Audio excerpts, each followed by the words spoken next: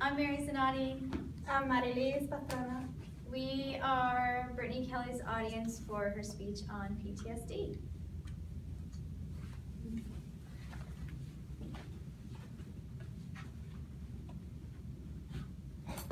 Okay, my speech is about the mind of a warrior, PTSD.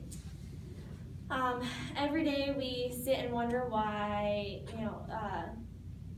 there's so many suicides you hear on a daily basis on the news, and then we sit and wonder why, they have a hard time transferring from military to civilian life. It's a mental health condition that's called PTSD. It stands for post-traumatic stress disorder that is triggered by a terrifying event. Either they have experienced it or witnessed it. People don't know what PTSD means or understand it. People that don't have this disorder starts to judge the people that do have PTSD way too fast on what kind of person they are when they don't realize what they've gone through or what they're going through at this moment. I married a PTSD veteran and lived with him for about 5 years. I didn't know about PTSD until I met him. I had to learn about PTSD so I could understand him more and be there for him for support. Till this day, I still am learning how to deal with PTSD every day, and it's a hard job to do. It takes patience and understanding.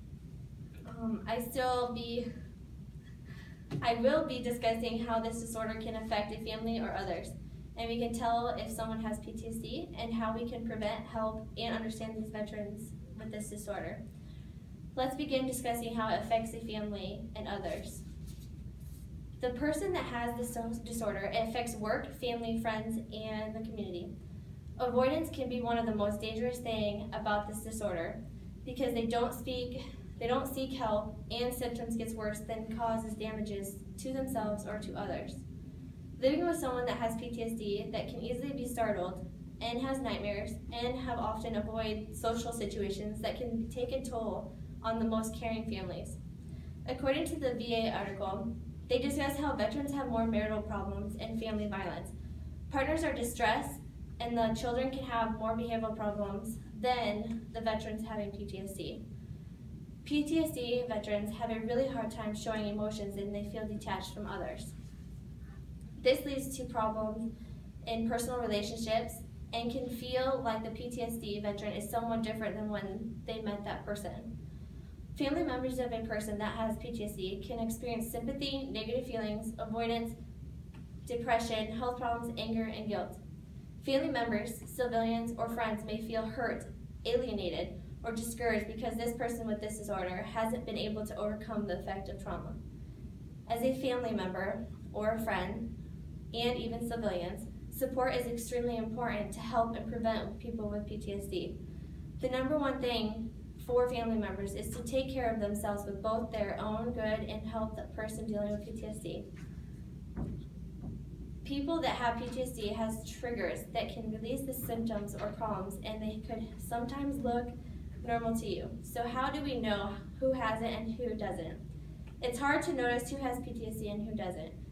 Symptoms can include nightmares, flashbacks, severe anxiety, fits of rage, or anger.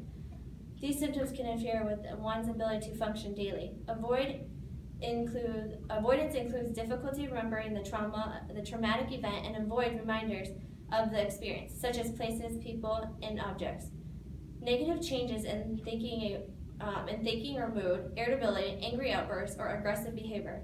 Destructive behavior can include drinking too much. Hyperarousal can also occur by feeling tense, being startled easily, and having trouble sleeping. Symptoms are usually grouped into 4 types: avoidance, intrusive memories, negative changes in thinking and mood, or changes in emotional reactions. There are different types of stages of PTSD. Symptoms that can last than 3 months is acute PTSD. At 3 months is a chronic PTSD, and 6 months or more that is classified as onset PTSD.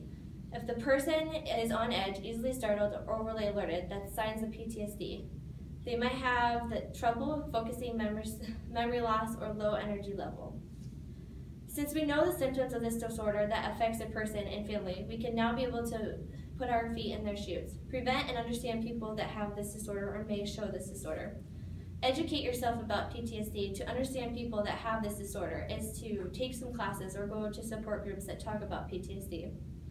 To prevent breakdowns or suicidal thoughts for people that have this disorder, be supportive, be patient, and be understanding of what they are going through each day. Sit down and listen to their reasons of what they go through, only if they are relaxed and willing to do so.